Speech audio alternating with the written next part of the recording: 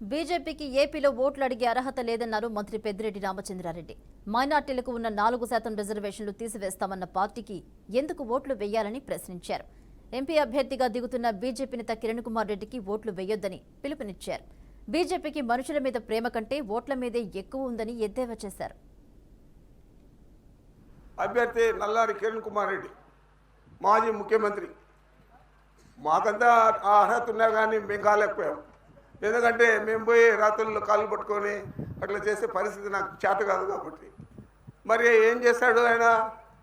చిదంబరాన్ని పట్టుకొని ఢిల్లీలో పోయి జగన్మోహన్ రెడ్డి గారిని పార్టీ పెట్టనీను, జగన్మోహన్ రెడ్డి గారిని నేను అరెస్ట్ చేస్తాను, మీరు రాష్ట్రాన్ని కావాలంటే విడగొట్టుకోండి, నేను దానికి సహకరిస్తాను అని చెప్పి ఆ విధంగానే ఆయన సహకరించాడు. రాష్ట్రాన్ని విడగొట్టారు. జగన్మోహన్ రెడ్డిని 16 నెలలు జైల్లోకి పంపాడు. మరి ఇలాంటి నీచుడు ఈరోజు ఇక్కడ పార్లమెంటుకు నిలుస్తూ ఉన్నాడు. మిథున్ కంటే అతన్ని